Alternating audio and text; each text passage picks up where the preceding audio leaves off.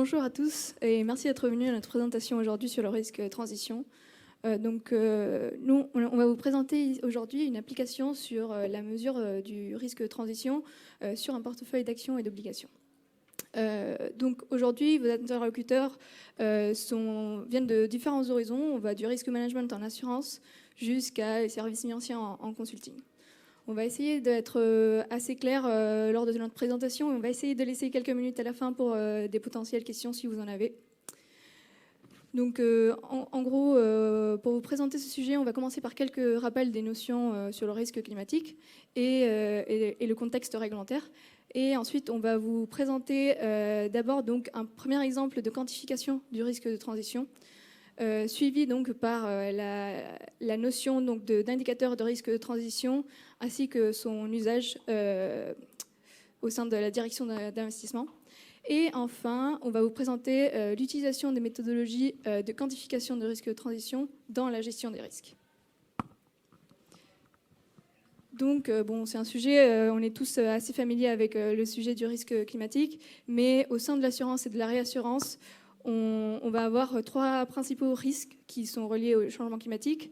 D'abord, on a donc le risque physique, qui est un risque directement lié aux dommages physiques du changement climatique. Par exemple, les évolutions de la fréquence et du coût des événements type CatNat. Ensuite, on a le risque de transition, dont nous, on va parler. Là, on parle plutôt des pertes financières qui sont associées à l'évolution de l'économie et, par exemple, l'implémentation de nouvelles réglementations. Et enfin, le risque de responsabilité. Là, on est plutôt sur des potentielles pertes reliées à des procès en termes d'une mauvaise prise en compte de changement climatique.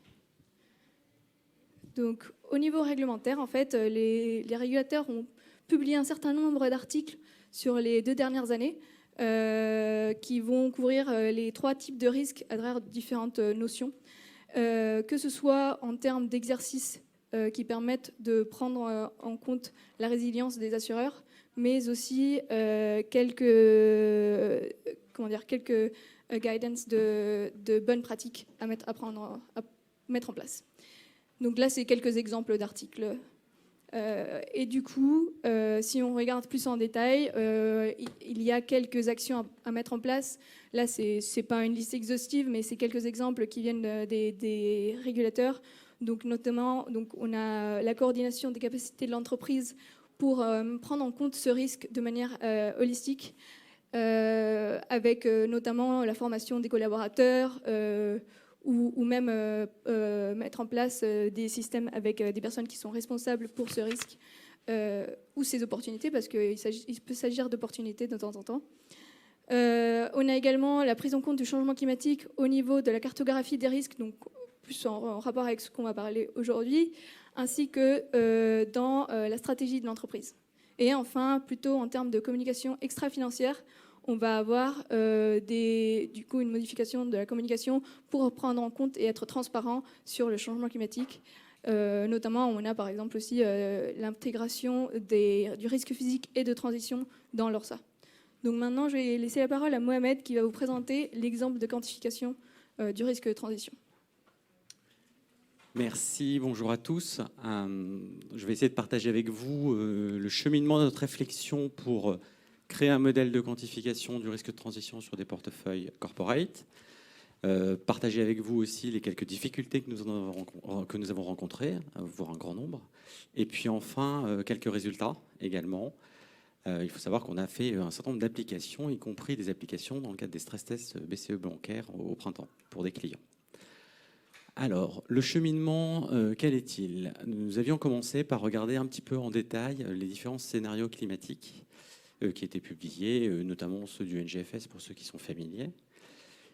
Et nous avions un petit problème, c'est que quand on regarde les variables macroéconomiques de ces scénarios climatiques, elles sont très peu discriminantes, globalement parce que la plupart du temps, dans les modèles tels qu'ils sont construits, sont souvent exogènes. Je prends un exemple. Ici, c'est par décade, c'est pour ça que les chiffres peuvent sembler impressionnants.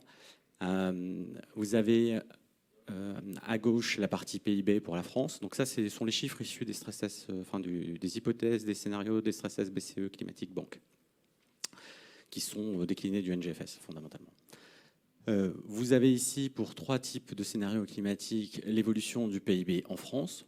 Ça monte et ça ne bouge pas tant que ça, fondamentalement, quel que soit le niveau du risque de transition, qu'il soit ordonné ou désordonné. Vous avez en dessous un graphique sur la partie chômage. Et là aussi, il ne se passe pas des tonnes de choses. Donc quand on applique simplement ces variables macroéconomiques, on peut se retrouver dans une situation où on a des portefeuilles sur lesquels on a même du gain ou des reprises de provisions pour les banques. Donc ce n'est pas le bon choix. La question, c'est comment est-ce qu'on cherche à intégrer des variables qui sont plus discriminantes. Et nous, on s'est concentré sur 2 sujets qui sont respectivement les trends en termes de réduction d'émissions de CO2, que ce soit par pays ou par secteur, j'y reviendrai, et le prix du CO2 qui, pour le coup, en fonction des scénarios, est extrêmement discriminant. Et donc la question qu'on s'est posée, c'est comment je peux les intégrer dans mon estimation quelque part du risque ou de défaut ou de la variation de spread d'un émetteur corporate lambda. Alors, cette question-là, on l'a déclinée finalement de manière assez simple avec un double objectif. Le premier, c'est de limiter le nombre d'hypothèses que nous pouvions faire. Le deuxième, c'était qu'opérationnellement, ça puisse être décliné sur un portefeuille assez facilement et rapidement. Donc, on a pris un certain nombre d'hypothèses. La première chose, c'est nous avons fait le choix d'essayer de mesurer plutôt l'impact qu'aurait sur une entreprise le fait qu'elle loupe la cible, à savoir qu'elle ne réussisse pas à réduire ses émissions carbone telles que prévues dans les scénarios. Donc c'est plutôt ça qu'on a cherché. C'était plutôt que de regarder les différents états du monde, c'était qu'est-ce qui se passait si, pour une cible donnée, je n'y arrivais pas. La manière dont on l'a chiffré en termes d'impact économique est de dire, peu importe le moyen, j'ai envie de vous dire, l'écart en termes de volume entre les émissions que j'ai et les émissions que je devrais avoir, je vais mettre un prix, je vais le taxer sur la base des prix du CO2 qu'on a vu dans le slide précédent. Donc les trajectoires sont données par le graphe du dessus qu'on a vu tout à l'heure, où globalement, je vais vous dire n'importe quoi, mais admettons que ce soit moins 5% par an, je loupe les moins 5% par an, j'arrive pas à réduire autant, et ensuite je taxe sur la base des scénarios, qui pour le coup les prix sont très discriminants, cet impact. Et je dis cet impact c'est une charge pour l'entreprise.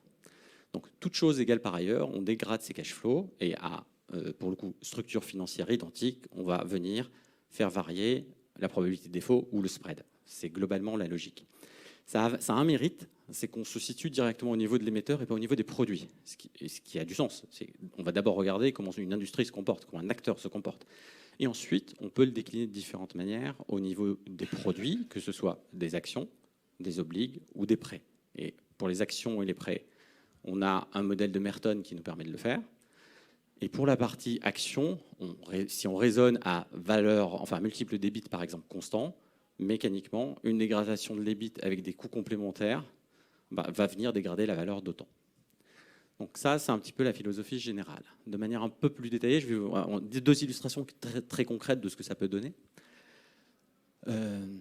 Donc là, on prend une situation, un portefeuille d'émetteurs à une date donnée. On a les émissions, admettons qu'on ait toutes les infos déjà. Les émissions, on a normalisé les EBIT pour effacer l'effet du Covid. On a une bonne vision sur la marge. Donc ce qu'on va chercher à faire, c'est aller récupérer dans les scénarios. Donc les scénarios, ils peuvent être détaillés plus ou moins ou par pays ou pays-secteur. Ça dépend de ce qu'on regarde et de la source que l'on a. Admettons qu'on ait la déclinaison de pays-secteur. On peut appliquer le trend que l'on voit dans les scénarios du NGFS, par exemple. Et donc on dit, cette entreprise, contributrice à quelque part l'ambition nationale, va réduire au moins d'autant. Alors on raffine un peu, c'est pas tout à fait vrai, mais peu importe. Et donc, sur la base des émissions à date, on est capable de lui donner quelque part un trend en termes d'émissions, le trend qu'elle devrait suivre jusqu'en 2050, à pas 5 ans, dans les faits. Mira, s'il te plaît, merci beaucoup. Et ensuite, on va venir réfléchir à la taxation. Et donc, on dit, là, c'est sur la base des différents trends. Ce qui nous intéresse, c'est l'écart par rapport à un scénario de référence. Le scénario de référence peut être le scénario où rien ne change, ou le scénario où elle a une contribution minimale qui est typiquement les engagements nationaux aux réductions. Donc, c'est plutôt les courbes en haut rouges. Ça, c'est le premier point. Le second, c'est que, comme on est dans une dynamique et du très long terme, les bits, ils bougent. Enfin, il ne va pas rester constant. Donc, on utilise les différentes variables économiques pour faire des projections à la fois de chiffre d'affaires, de coûts et de plein de choses, mais de manière un petit peu à avoir la tendance naturelle de l'EBIT. C'est là où vous voyez que les impacts compte tenu des horizons sont très importants, parce que même avec une croissance de 1% par an, sur 30 ans, ça fait quand même vite beaucoup. Donc ça, c'est un biais qui est un peu compliqué à appréhender, mais qui est important. Et donc, on va taxer. Et on va taxer comment ? Alors, vous savez que si j'ajoute une charge à une entreprise, son premier réflexe, c'est de la remettre dans le prix client. Donc, on a travaillé un peu avec nos économistes et on est arrivé à une règle un peu simple qui est de dire, à minima, la moitié va repasser chez le client. Tout dépend où vous êtes positionné dans la chaîne de valeur dans les faits, mais admettons. On peut raffiner encore plus cet impact. Donc, qu'est-ce que l'on a fait? On a dit le coût du CO2, donc c'est en dollars, mais peu importe, c'est la variation d'émissions, donc la cible que je manque en volume, fois le prix du scénario, ça c'est une chose, et fois un facteur qui est moins alpha, et alpha il dépend de deux éléments. Il dépend du secteur, parce que la capacité de chacun des secteurs à refacturer au client est un peu différente, et puis il peut dépendre du temps. Je peux tout à fait considérer qu'au bout d'un moment, c'est complètement adapté, il n'y aura plus de coût, par exemple, et qu'elle aura atteint la cible. Ou je peux considérer que la pression concurrentielle est telle que l'effet va très vite disparaître ou il va être décalé. Ou je peux considérer que l'effet va perdurer pendant très longtemps et que structurellement, le point de marge de cette entreprise va baisser de, je sais pas, 5 points pour toujours. Donc ce facteur, ce n'est pas de la grande science, c'est beaucoup d'analyses qualitatives, beaucoup d'échanges avec des économistes, beaucoup d'échanges avec les métiers pour essayer de le calibrer et de donner un petit peu de dynamique et de capacité d'adaptation des secteurs les uns aux autres. Et donc, c'est comme ça qu'on va venir un petit peu calculer un coût de CO2 qui va être différent par pas de temps et par scénario. Si je vais jusqu'au bout, ça c'est un exemple de résultat. Le mérite de ça, c'est qu'on a cherché à discriminer beaucoup les secteurs entre eux et les géographies entre elles en termes d'impact et également au travers des scénarios qui sont les différents états du monde. C'est pour ça que ce alpha il est extrêmement important, entre autres choses, indépendamment de l'intensité et des marges des entreprises. Et donc ici, donc, non, je ne vais pas masquer tous les secteurs, mais ce sont les secteurs usuels les plus émetteurs. Et globalement, alors c'est exprimé en proba de défaut, mais cumulé, mais ça pourrait être exprimé en spread, c'est la même logique. On voit qu'on est capable d'avoir, pour le coup, des impacts très très différents d'un scénario à l'autre. Là, c'est Hothouse, là, c'est Orderly, où vous êtes à quasi zéro, et là, vous êtes à quasi 15% d'impact de proba de défaut cumulé sur un horizon 2030. Donc ça, c'est la première chose. On a de vrais impacts très différents par scénario. Pardon. Et la deuxième chose, c'est qu'on a des impacts très différents par secteur. Et donc mécaniquement, et les secteurs les plus émetteurs, et les secteurs avec les marges les plus faibles, et les secteurs avec les capacités d'adaptation les plus faibles, typiquement ceux où les process industriels n'existent pas encore avec du bas carbone, je sais pas, de l'acier, du ciment ou des choses comme ça, vont avoir des impacts extrêmement, extrêmement forts. Et donc voilà, on a utilisé ce type d'approche pour les stress tests BCE. Et je crois que j'en ai pas tout à fait terminé. Vous l'avez compris, beaucoup d'hypothèses, beaucoup d'analyses, beaucoup de réflexions, beaucoup d'allers-retours. Donc c'est compliqué de jongler entre ce qu'il y a comme données, les résultats que l'on obtient et l'usage que l'on fait de ces résultats, qui est aussi extrêmement important. À minima, une maille sectorielle pour absolument tout. Et même, elle n'est pas souvent, enfin, il faut la raffiner parfois, elle est à un niveau très fin, parfois même émetteur sur des très gros. Ça, c'est la première chose. Les horizons très longs nous ont obligés à prendre en compte un alpha un peu dynamique dans le temps. Pareil, issu de discussions aussi avec des économistes. Et dernier point, les scénarios ne sont pas des prévisions. Ça a l'air bête quand je le dis, mais c'est extrêmement important. On ne prévoit rien, on essaie d'explorer simplement le champ des possibles et de voir où sont les poches de risque. C'est le seul objectif. Et j'en ai encore un. Donc, qu'est-ce que l'on va faire maintenant? Cette approche, elle marche très bien pour les grands corporates dans les faits. Un petit peu moins pour les PME, donc on travaille un petit peu à raffiner pour les PME, elles n'ont pas des comportements aussi simples que ça. Deuxièmement, l'inclusion du scope 3 pour la partie amont, parce que effectivement, si dans votre chaîne d'appro, certains vont avoir des coûts en plus, ça va vous revenir, et ça, on essaie de le capter par le scope 3, on ne l'a pas encore fait. Et puis voilà, et puis le dernier chantier, je pense que c'est le plus important. Maintenant, on est en train de basculer plutôt sur des études liées à l'impact du risque physique, parce que dans beaucoup de portefeuilles, c'est le risque physique, notamment sur l'immobilier, qui a plus d'impact que la partie corporate. Voilà en quelques mots. Bonjour à tous, Jean-François Coppenol, je suis responsable du pôle ISR chez AB Assurance, que vous connaissez peut-être mieux sous le nom d'Aviva France. Et moi, je vais vous présenter la manière dont on a utilisé en fait cette approche développée par Deloitte dans notre framework d'analyse des risques de transition et alignement du portefeuille. Alors tout d'abord, je vais peut-être repréciser le contexte en fait de ce travail. AB Assurance s'est engagé de réduire l'intensité carbone de ses portefeuilles actions, obligations corporate et immobilier détenu en direct de moins 25% entre 2019 et 2025. Donc, il s'agit d'une cible quinquennale qui est fixée dans le cadre justement de l'accord de Paris. Donc, tout en sachant que la cible est d'arriver justement à une situation net zéro en 2050, Ce qui veut dire que à horizon 2050 et même auparavant, nous devrons en fait investir dans des solutions type puits de carbone pour arriver à cet offset en fait en 2050. Donc la prochaine étape pour nous sera de fixer des objectifs de décarbonation à 2030 qui s'alignent avec les scénarios du GIEC. Et en fait cette analyse, cette trajectoire de décarbonation est réalisée dans le cadre du framework qui a été développé par la Net Zero Asset Owner Alliance. Donc pour mener à bien en fait cette décarbonation des portefeuilles d'investissement, nous utilisons deux approches. Donc une approche que je qualifie de top-down et une approche bottom-up. Alors l'approche top-down, en fait, c'est vraiment le pilotage de l'empreinte carbone du portefeuille. Alors ça peut être l'intensité carbone mesurée par le chiffre d'affaires en millions de dollars.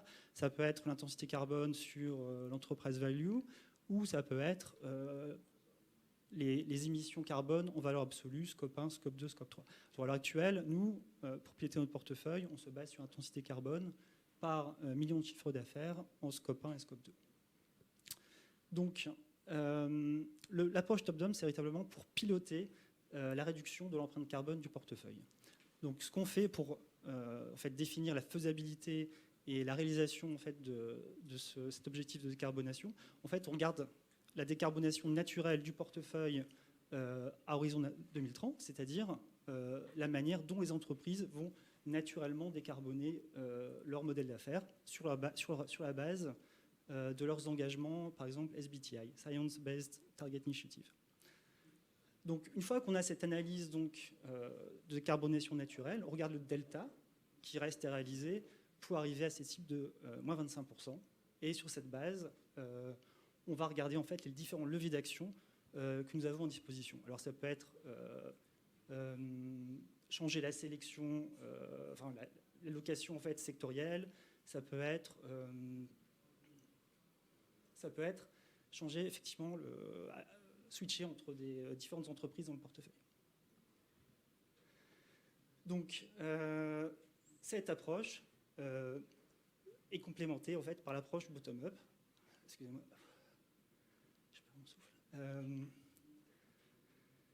Qui repose sur l'approche qui est développée par Deloitte. Donc c'est une approche un peu de quantification du risque de transition et une approche qui permet plus prospective, qui permet de savoir la manière dont... excusez-moi, j'ai du mal à respirer.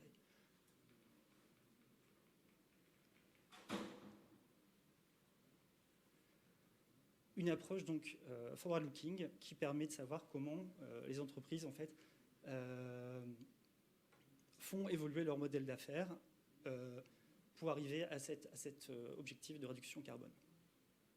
En parallèle, nous utilisons deux approches, donc la température de portefeuille qui permet de comparer en fait le portefeuille à un benchmark et des targets d'alignement sectoriel.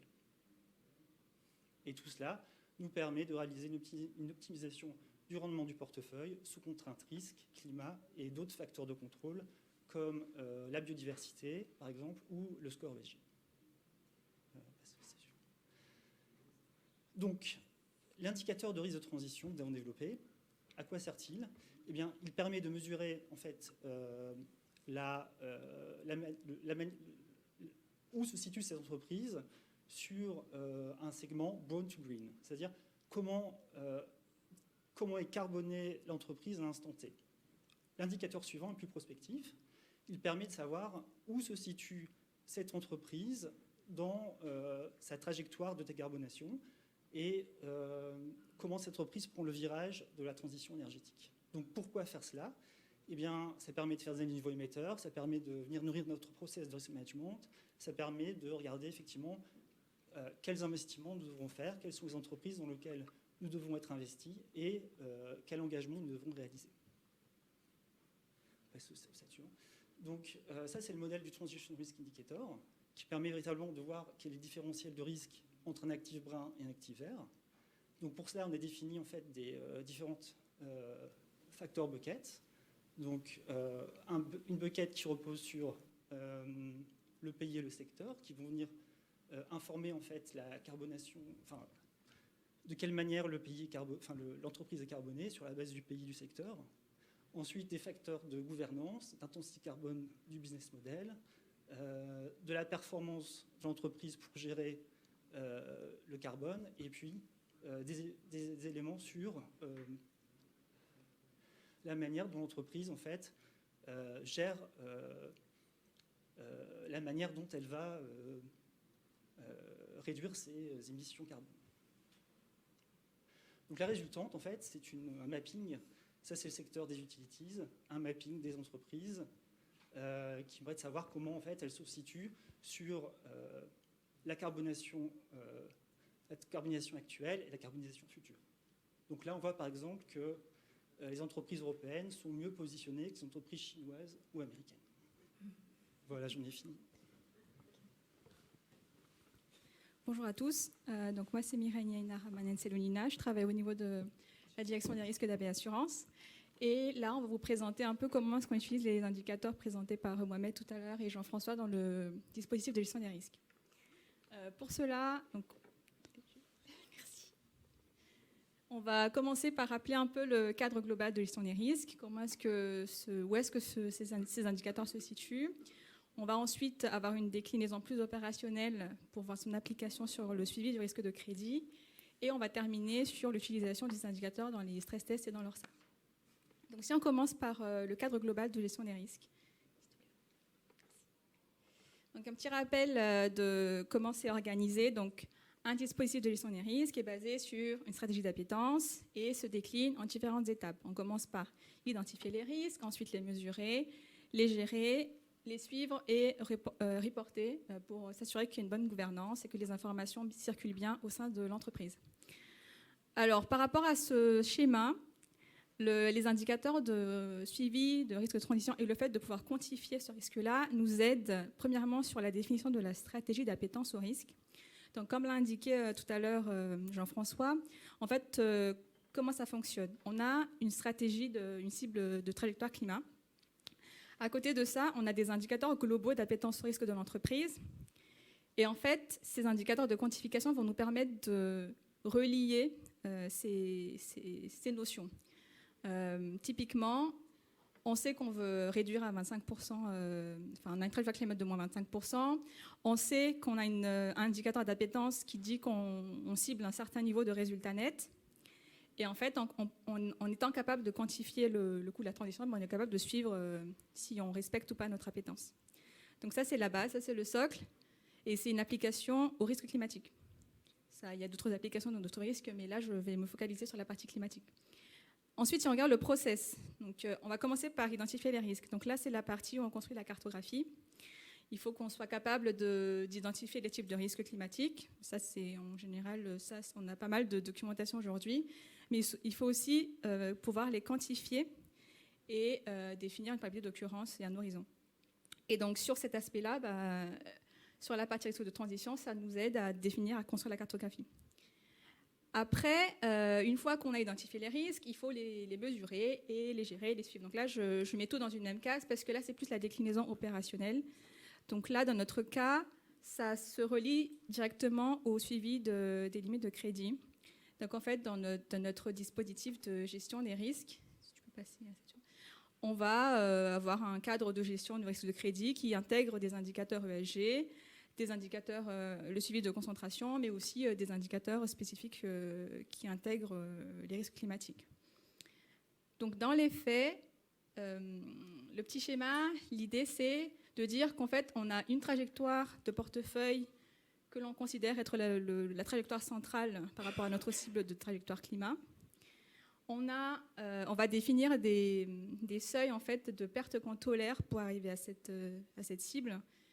Et quand on dépasse, étant donné qu'on peut mesurer du coup comment évolue notre portefeuille, quand on dépasse, on va mettre en place des actions de gestion, les actions de gestion nécessaires. Donc c'est un peu ça l'idée du schéma, mais l'idée c'est de dire que enfin on a un cadre d'appétence, on est capable de le décliner de manière plus précise au sein de notre direction d'investissement, et on est capable de mesurer par la suite si on est toujours dans la bonne direction ou pas.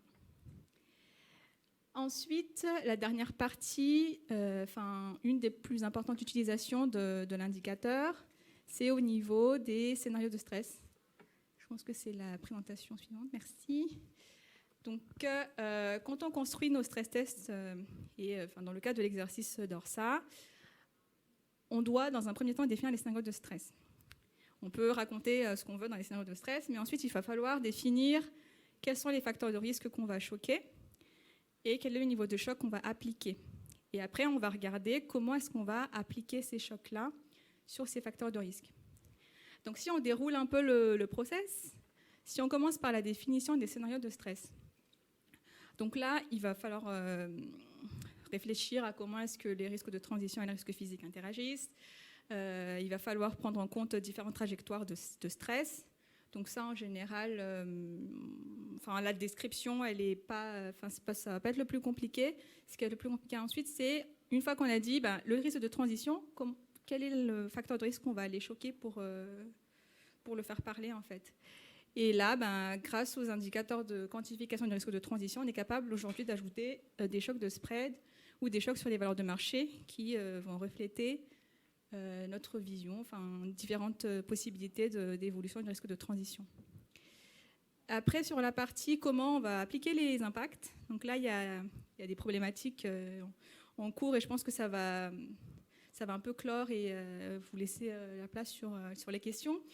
C'est que, alors aujourd'hui, on va appliquer des chocs instantanés, on va appliquer ces chocs sur un bilan statique, on ne va pas prendre en compte les actions de gestion qu'on pourrait mettre en place quand les scénarios vont se dérouler. Et on est focalisé sur les impacts à l'actif. Puisque, comme indiqué, comme indiqué tout à l'heure, c'est dans le spread et dans la valeur de marché des actions qu'on va aller capturer le coût du risque de transition. Ce qui nous amène un peu à la conclusion, en tout cas sur ma partie, merci, des prochaines étapes. En tout cas, nos attentes, nous, en tant qu'utilisateurs de ce type d'indicateur, c'est de pouvoir capturer l'évolution de notre bilan et aussi faire le lien avec notre stratégie. Ça, c'est un premier point. Le deuxième point, mais ça a déjà été mentionné tout à l'heure, c'est mieux capturer l'interaction entre risque de transition et risque physique en termes de quantification. Et bien évidemment, l'agrandissement du périmètre. Donc, on est intéressé notamment pour la partie souveraine, puisque là, on a vu beaucoup de corpos, donc la partie souveraine, notamment d'autres classes d'actifs ultérieurement. Je ne sais pas si j'ai fait trop vite ou trop lent, mais je pense que là, ça termine un peu notre présentation, donc on vous laisse poser les questions si vous en avez.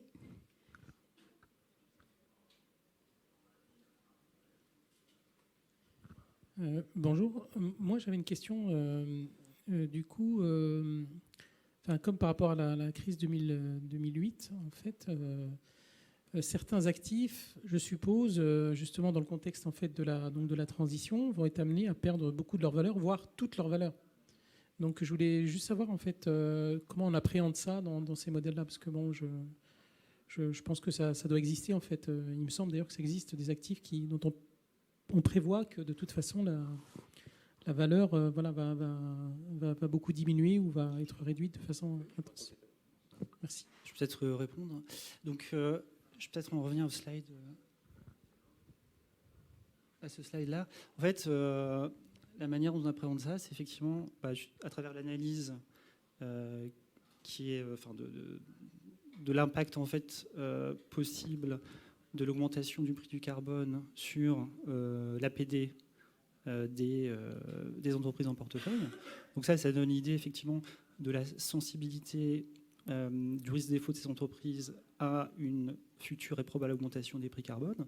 Et après, de manière un peu plus holistique, ce modèle-ci en fait, nous permet de comprendre la manière dont les entreprises en fait, vont venir adapter leur modèle d'affaires pour s'adapter en fait, au futur challenge de la transition climatique. Donc, en fait, ce type d'analyse nous permet de comprendre en fait, quels sont les noms. En fait, ce qui est intéressant, c'est qu'on a une segmentation des noms en portefeuille. On a des entreprises carbonées qui ne prennent pas le virage de transition énergétique, donc celle-là n'a pas trop d'intérêt à les financer. On a des entreprises carbonées qui prennent le virage de la transition énergétique. Donc là, effectivement, il faut soutenir des entreprises pour qu'elles puissent développer les CAPEX pour transitionner. Et puis, des entreprises qui sont déjà pas trop carbonées et qui accélèrent en fait par exemple pour les utilities, sur le segment des énergies renouvelables. Donc là, ça nous permet de segmenter les entreprises en portefeuille, savoir sur lesquelles on doit investir, celles sur lesquelles on ne doit plus trop investir ou qu'on doit sortir du portefeuille, et tout cela de manière prospective. Ouais, si je peux compléter, effectivement, quand on fait les calculs, on a un certain nombre d'outliers d'entreprises qui ressortent comme étant vraiment en difficulté, voire en défaut assez vite. Et effectivement, on va analyser plus en détail le pourquoi du comment. Souvent, c'est faible marge, gros niveau d'émission, enfin, un niveau important d'émissions. La dette joue moins, mais volatilité aussi du business model. Ensuite, on descend effectivement à une maille qui est celle qu'évoquait Jean-François sur l'analyse du plan d'adaptation de l'entreprise. Et la question, c'est est-ce qu'il est crédible ou pas. Et donc, vous avez certains secteurs, l'acier Japon, je trouve que c'est un très bon exemple de ce qu'on peut regarder. Les marges sont faibles, ils sont très émetteurs, l'endettement est correct, mais sans plus. Quand vous appliquez des chocs, globalement, ça perd de l'argent. Et la transition, elle est critique, mais technologiquement, elle n'existe pas vraiment. Donc la question de sortir ou pas se pose, clairement. Oui, la question se pose, effectivement.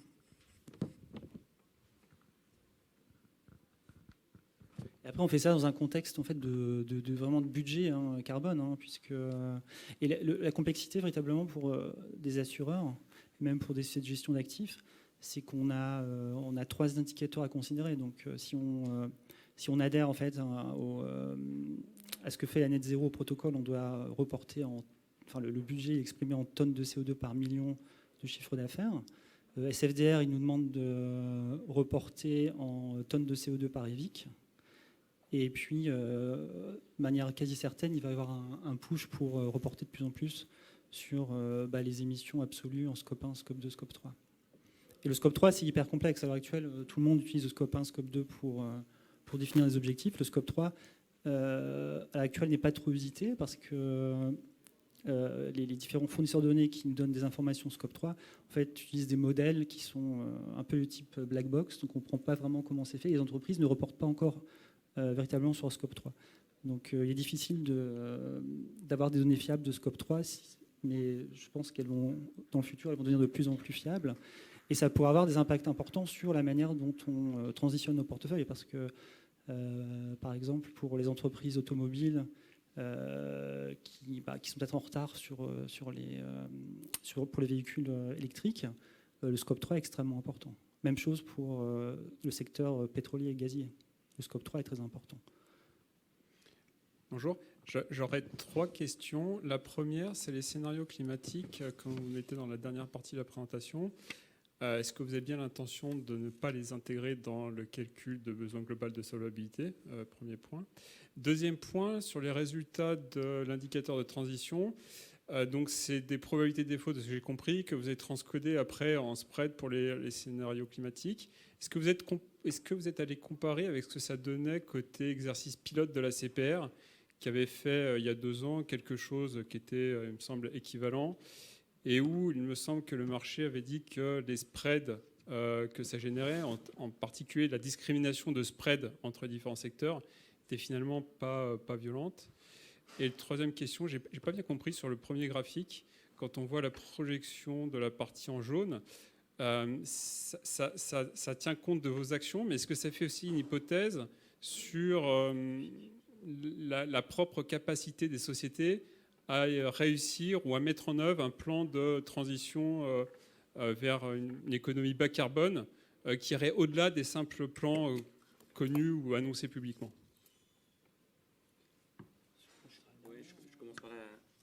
Donc, je pense que la dernière question était pour moi, probablement. Donc, je vais répondre. Non, sur les graphiques que vous avez vus, c'est essentiellement l'application d'une trajectoire indépendamment de la capacité d'adaptation.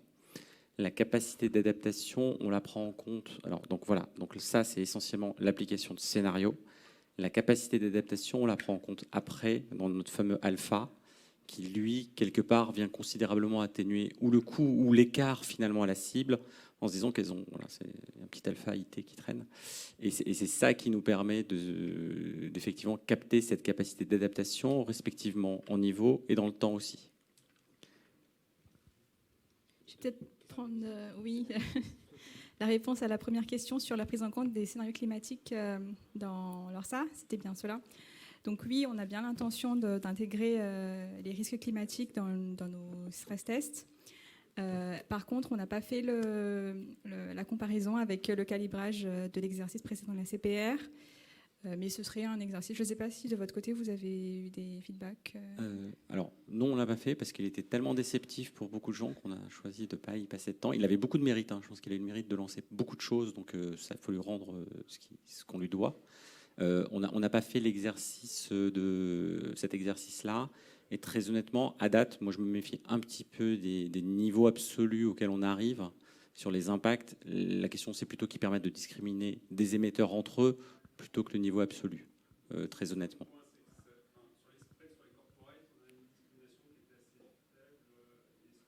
La nôtre est beaucoup plus forte aujourd'hui et on a travaillé pour qu'elle soit forte parce que c'est vraiment ce que l'on cherchait. Mais après, je crois que de mémoire, on doit aller facile jusqu'à 400 BP facilement. Mais donc, encore une fois, faut prendre avec recul le chiffre tel qu'il sort. En revanche, qu'ils vous disent il y a un émetteur qui est plus risqué qu'un autre, ça, c'est l'info intéressante.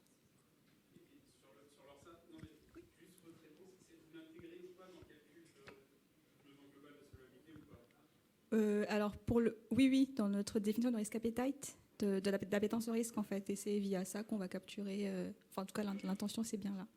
Notre besoin global de solvabilité.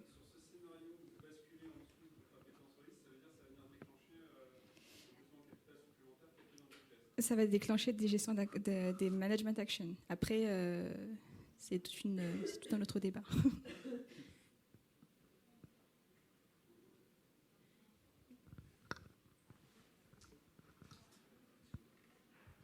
Merci. Ma question pose sur l'univers d'investissement.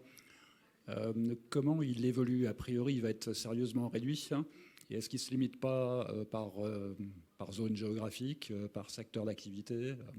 Il y en a clairement qui seront meilleurs que d'autres. Comment vous gérez cette problématique? Oui, nécessairement, effectivement, avec la superposition de différentes exclusions liées à l'ESG, l'univers d'investissement réduit. C'est le cas, nous, on a exclu il y a quelques années le tabac. Comme l'ensemble des assureurs, on doit se prononcer sur une stratégie de sortie du financement des sociétés pétro-gazières, sur le conventionnel et le non conventionnel. Donc, de ce fait-là, effectivement, l'univers d'investissement est réduit, mais bon, après, il y a des effets de substitution qu'on peut réaliser entre secteurs. Et, ce que j'ai essayé d'expliquer précédemment, c'est que, hormis certains cas d'exclusion spécifique comme le charbon, les hydrocarbures et le tabac, l'idée, en fait, pour arriver en fait à transitionner, arriver à cette cible, c'est véritablement d'essayer de garder une allocation sectorielle qui soit la plus statique possible. Mais inévitablement, lorsque en fait, on a pris en compte en fait, cette décarbonation naturelle des entreprises en portefeuille à 2030, donc pour adresser un peu le delta qui pourrait exister entre cette décarbonation naturelle attendue et l'objectif à atteindre, on a différents leviers d'action. Donc l'un d'eux, effectivement, c'est une allocation sectorielle. L'autre, c'est une sélection de titres au sein d'un secteur lui-même. Donc en disant, par exemple, on va réinvestir X% en fait, des obligations, par exemple, qui arrivent à maturité dans le top X% en fait, du secteur. Donc il y a différentes règles qui peuvent être définies justement pour optimiser le portefeuille le rendement du portefeuille sous contrainte risque, ESG et climat. Parce que maintenant, il est impératif de prendre en compte ces trois dimensions.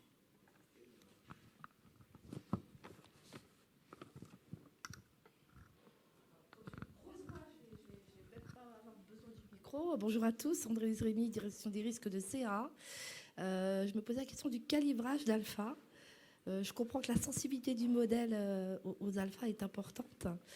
Et est-ce que vous avez déjà, puisque finalement on commence à avoir des obligations de reporting assez importantes, tenté un premier benchmark du pricing power? Alors, effectivement, la question est pertinente. C'est un levier extrêmement important pour piloter les résultats, bien sûr. Alors, il faut savoir que Deloitte a publié avec une association qui s'appelle La Fabrique, il n'y a pas très longtemps, enfin les économistes de Deloitte, l'impact de la hausse du coût du carbone sur l'économie française. Donc, il y a quelques chiffres. Donc ça, c'est le premier élément. Le second, on l'a plutôt calibré à des experts, très honnêtement, et essentiellement avec des échanges avec des économistes et cette étude-là ou d'autres. On avait fait pas mal de recherches sur les études en question. Il n'y avait pas grand-chose en dehors du marché de l'énergie en Europe et quelques pays un peu exotiques à droite à gauche. Donc c'est presque autant une conviction qu'un choix sur là où on veut aller aussi, et puis ce que l'on croit sur notre connaissance sectorielle, etc. On a beaucoup d'échanges avec des experts sectoriels pour essayer de calibrer cet effet-là.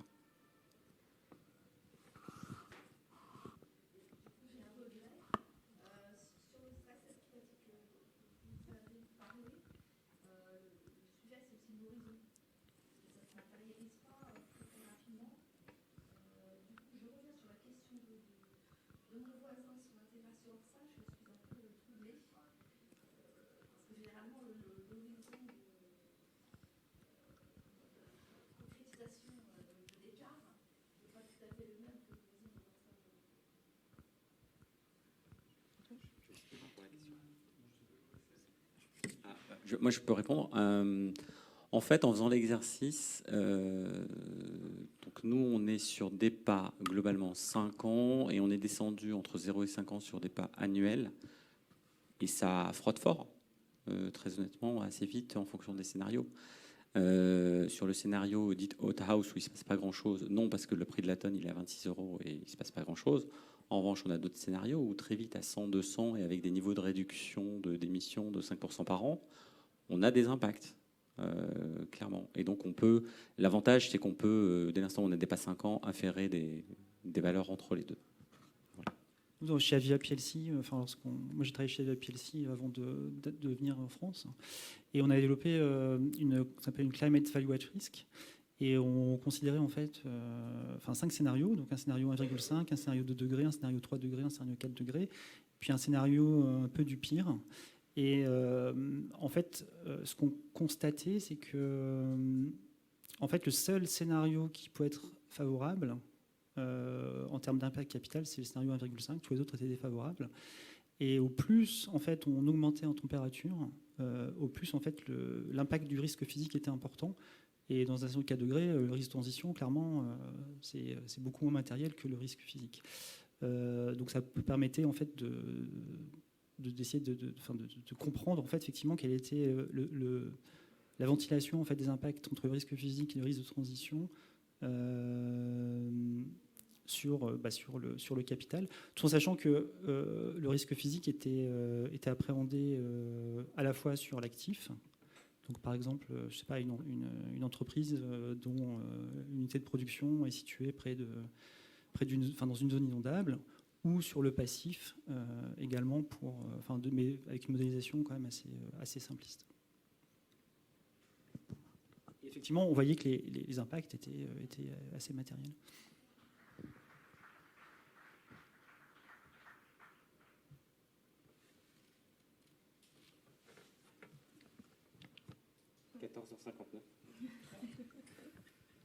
Je ne sais pas s'il reste d'autres questions.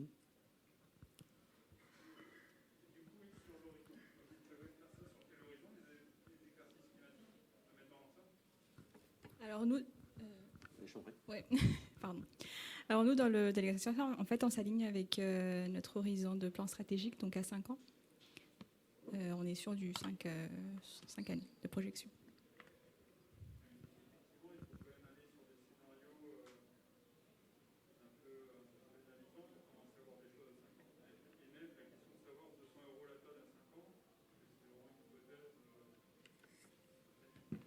C'est là où je disais, ce ne sont pas des prévisions, ce sont bien des scénarios pour explorer le champ des possibles.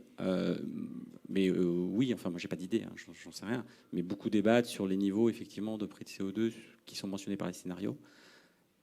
J'ai pas plus d'avis que ça. Voilà, on a 89 €, non sur le dernier graphe que j'avais, on était pas loin de 100, entre 90 et 100. On était à 30 il y a 3 ans. On a déjà été à 4 € la tonne aussi. Non, ouais. Ça va vite, hein, mais je pense que ça va. Enfin, moi, je trouve que la prise de conscience, enfin, l'intérêt de cet exercice-là, c'est aussi de prendre conscience que les effets vont arriver plus vite que ce qu'on peut imaginer, modulo certaines hypothèses, certes, mais souvent sur des horizons qui sont assez courts. Après, ça va dépendre de la dynamique politique, des incitations, de plein de choses, certes, mais les effets peuvent se matérialiser extrêmement rapidement sur certains business models, ça c'est clair.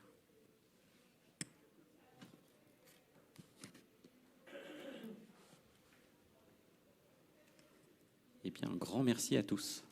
Merci.